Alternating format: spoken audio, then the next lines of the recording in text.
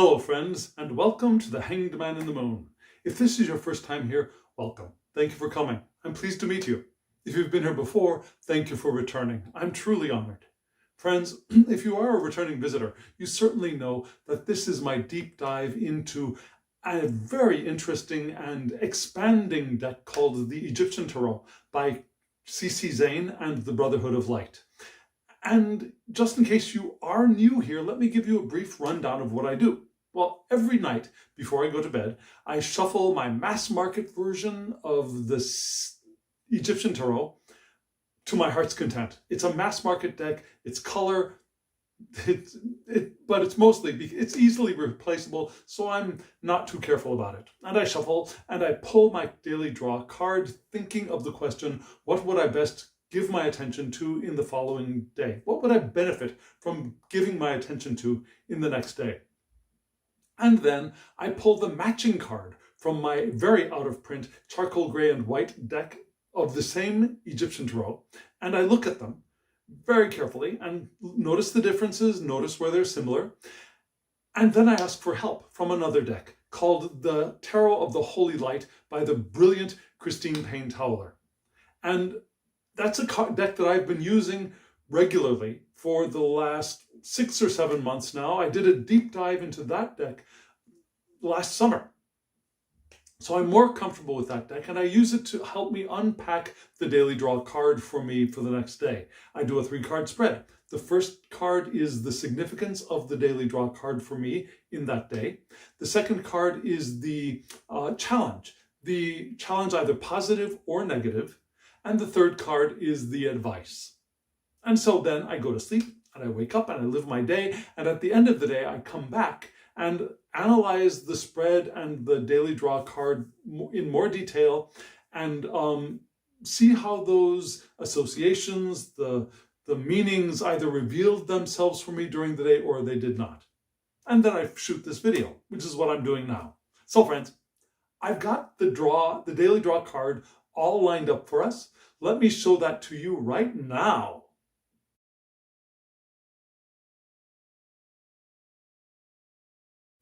You saw the daily draw card was the 6 of Cups. A very positive looking card, right? If we think of the Rider-Waite-Smith card deck, we think of nostalgia, but positive emotional significances, I believe. Don't you? So when this came up, I immediately thought of nice things. And then we see the attributes on the card. Let me show them to you here. Now the cards are, let me check again. Yes, they're almost the same. The sizes of the cups are a little bit different, but the cups are basically the same. The constellations are drawn differently. Do you see the constellations here on both cards? The number of stars is different. But the associations are the same. It's the same constellation. Also, we see the associations at the top are Cancer in Scorpio, and at the bottom we see the moon. Yeah? So what is this telling us? This is telling us that the 6 of Cups points to the Cancer decanate of Scorpio and its subruler, the moon, from which the cardinal aspect of fixed water's vital attributes enter our world. Now, Scorpio is fixed water, so the cardinal aspect of fixed water's vital energies enter our world, our natal charts, or the answer to our question that we pose to the tarot when doing a reading with these cards. So yes, again, it's the Cancer decanate of Scorpio.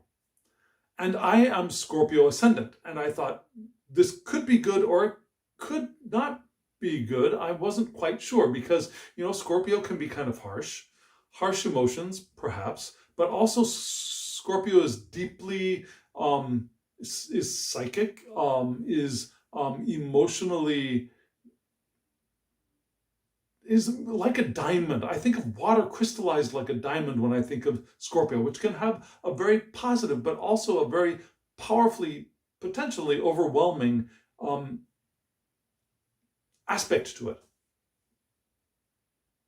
And then we also see the constellation here. Again, in this card, the color card, we see many more stars than in the charcoal grand white, but they both point to the same constellation. The constellation here is Corona Australis. Corona Australis. It's the southern corona. And let me show you that constellation right now.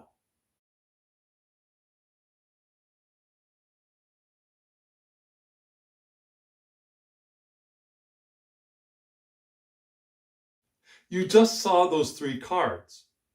Were you as amazed as I was?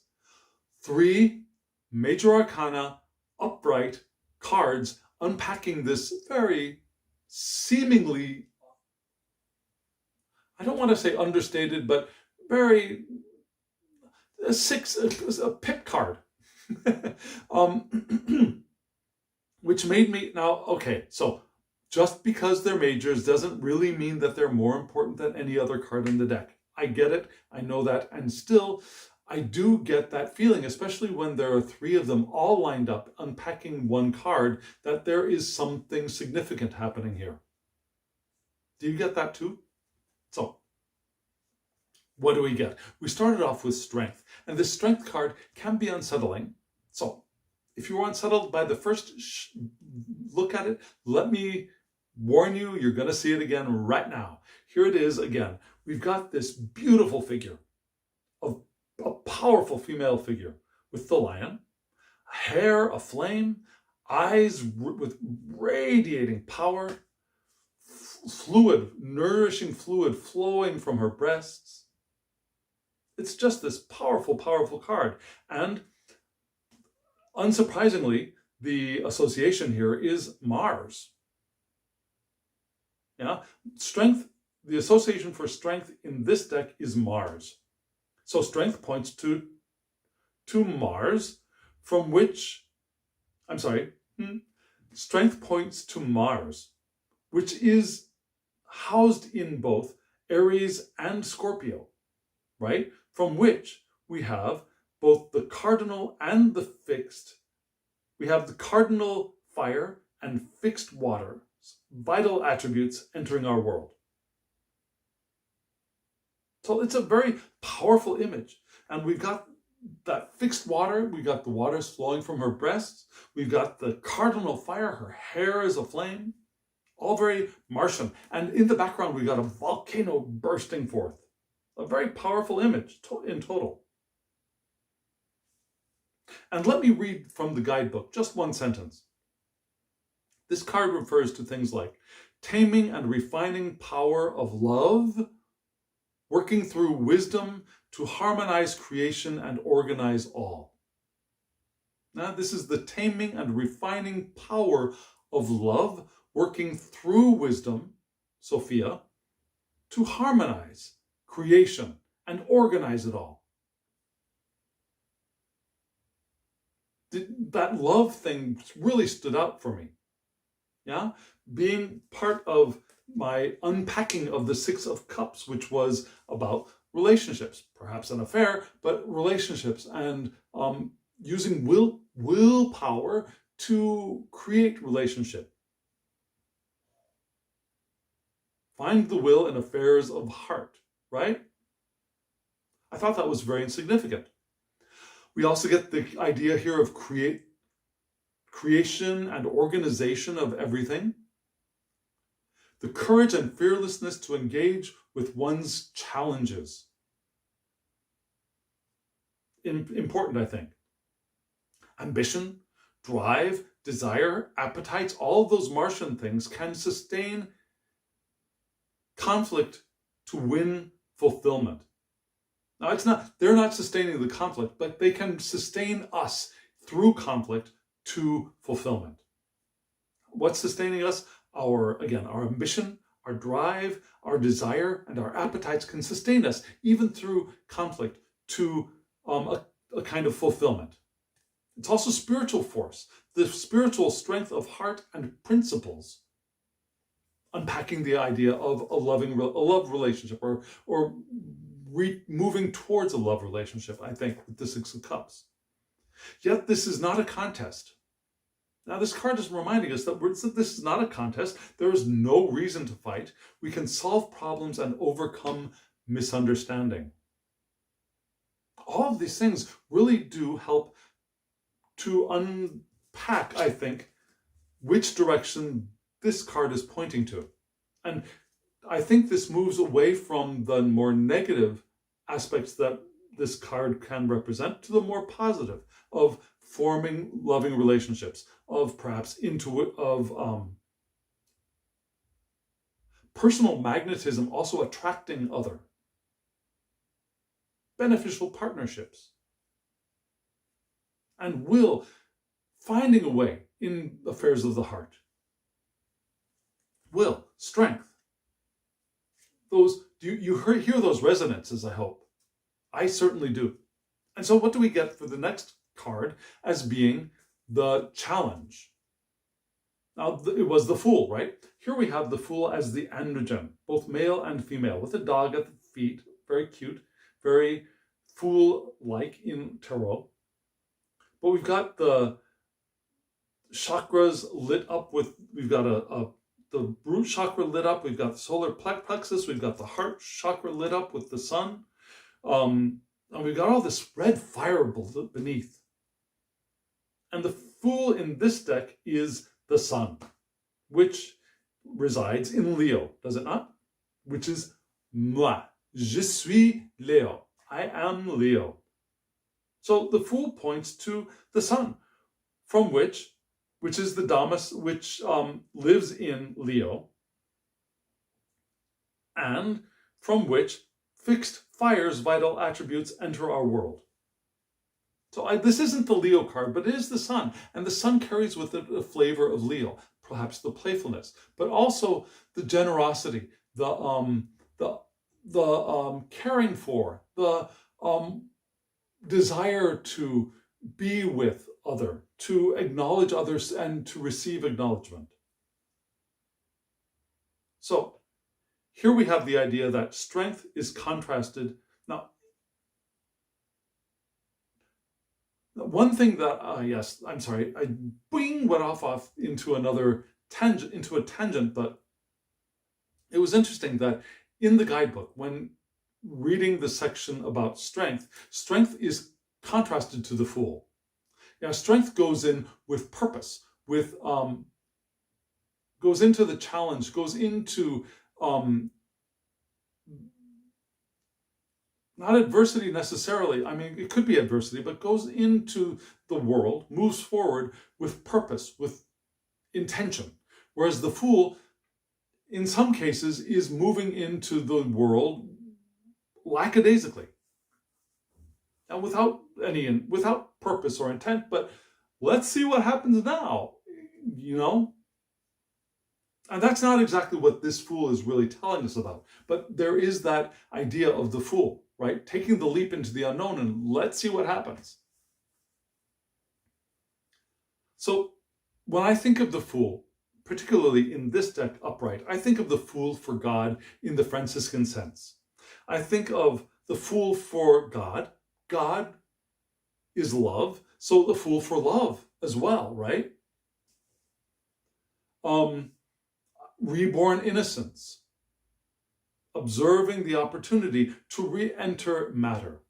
Now, the Fool follows the world. The world, we've got the completion of a journey, and then we re-enter the Fool and reclaimed innocence, and as a preparation to perhaps re-enter the physical world again. The Fool is that liminal space between the world and the Magus. Also, once the end and the beginning. This is both the end and the beginning of a story. This offers to do the divine work of offering attention to heal the world and return love to God. So the love is both perhaps a human love, but also a divine love. And the best kind of love in interpersonal relationship is a mirror of divine love, is it not? Aspiration is to serve, to share, to perform practices of gratitude for the sake of none other than love. It's the seed waiting to sprout, watching for an opening provided by Sophia, which we just mentioned a little bit before in the strength card. Yeah? Strength, the wisdom of Sophia. Remember, taming and refining power of love, working through wisdom, Sophia, working through wisdom to harmonize all creation and organize all. And here we have another echo of that love, but also waiting for an opening of wisdom to re-enter the world. An opening provided by wisdom to enter into the world again. So that's the challenge to reclaim innocence, to wait for the opening, to aspire to share and to heal. And so the advice is to Emperor, which is Jupiter, another planet. Now we got 3 planets here. Well, one is a star, but still, we got 3 celestial lights. The first one was Mars. The second one is the Sun. The third one is Jupiter. And the Emperor points to Jupiter, which is housed in both Taurus and Pisces, which these mutable fire and water's vital and attributes enter our world. So mutable fire and water. Their vital attributes are entering our world as we experience the power of Jupiter. And remember, we had that Jupiter thing, right? At the beginning, the corona, Jupiter's child is the one who threw the corona, the wreath up into the sky. So again, this Jupiter is a father. This emperor is a father. A father of expansion and multiplication, Jupiter. But still, as father, he is also the head servant of the realm. This isn't the father of the master ordering servants, but the head servant of all. Now the servant leader, which is kind of a Christ-like image that we can get sometimes.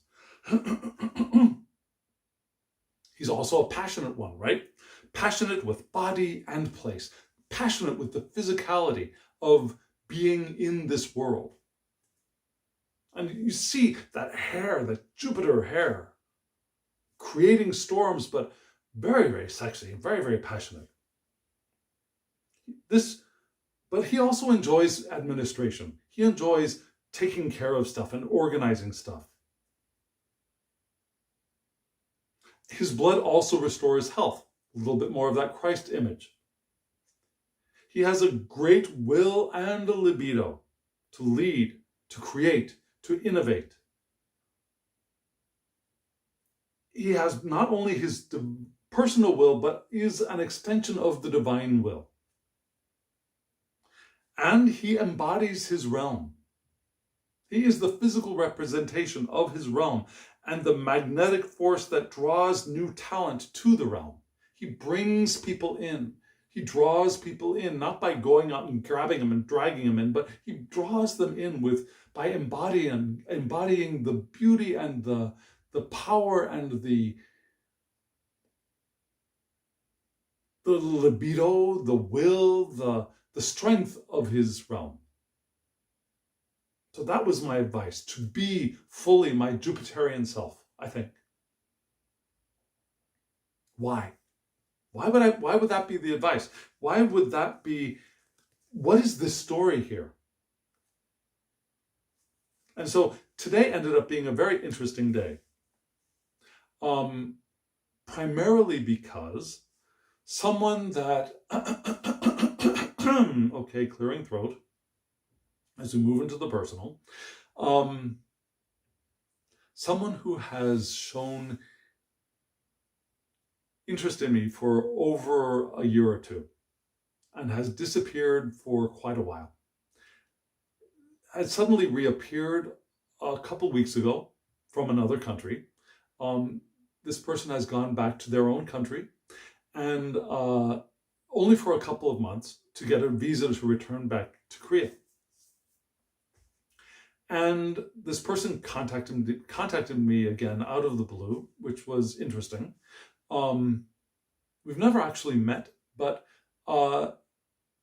that's one of this person's bones of contention, is that we have never met. I am dishonest. I am a liar because we have never met. And so this person wanted to pour out their anger onto me, and had continued doing that in a on and off way for the last 2 weeks. Pouring out of anger, and then don't stop talking to me. Don't stop writing to me. Don't cut me off. And then, no, you're bad, you're evil. And then, but please don't go away. There's that kind of psychotic, very wounded personage that was coming to me. And then, so today, things changed. Things changed in a very interesting way. I kept asking, so then why are you, I kept asking them, why do you keep contacting me? Why do you talk to me if you think all of these things? What's up with that? I'm bored. I'm bored with this discussion. Okay, well then why do you keep talking? I don't know. Of course they knew, but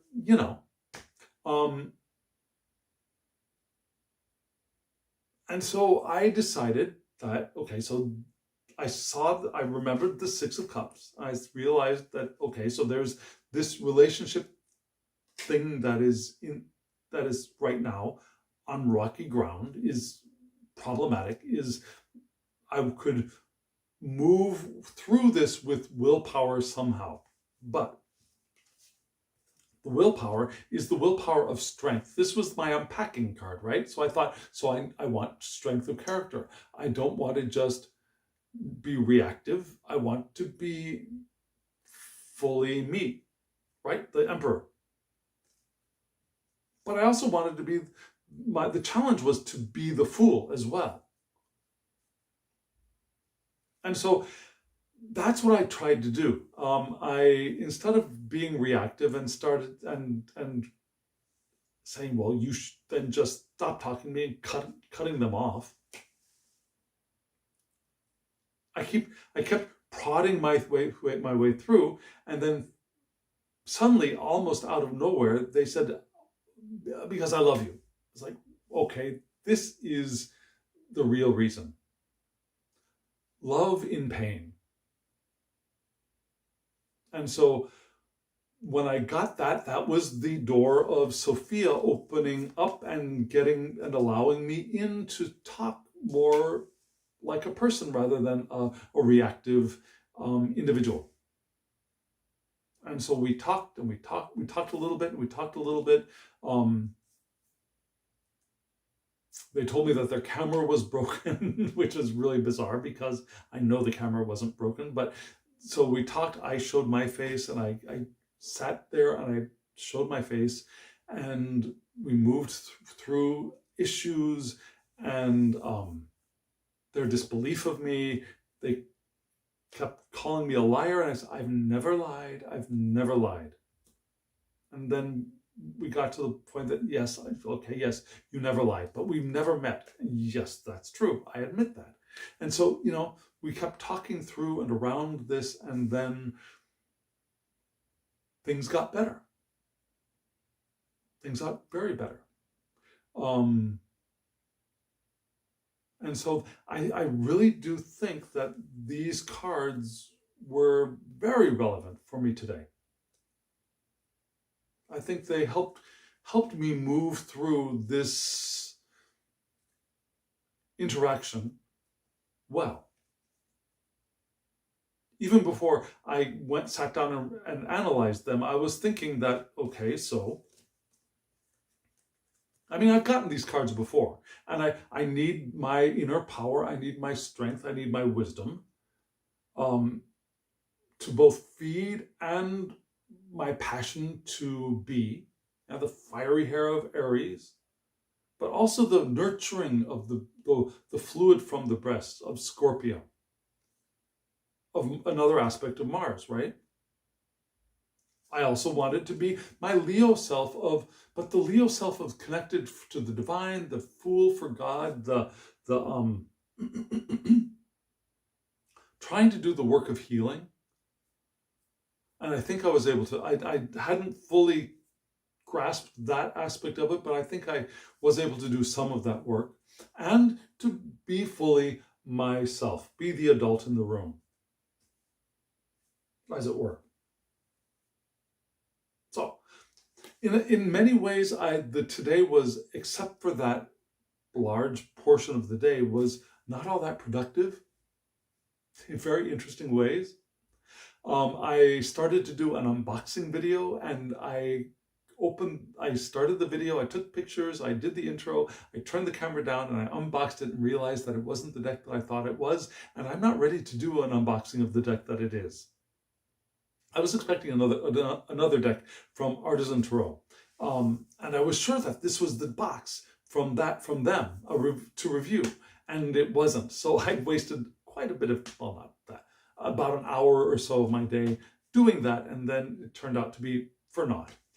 That was interesting. Also, I was a little bit distracted after that conversation, frankly, and so there is that. I did do a little bit of reading to get myself ready to perhaps start using that deck that I received. That deck is a redrawing of the deck by Comte de Saint-Germain. Comte de Saint-Germain wrote a book, and there are cards in the book that he wrote. And I mean, there's a whole deck in the book that he wrote. And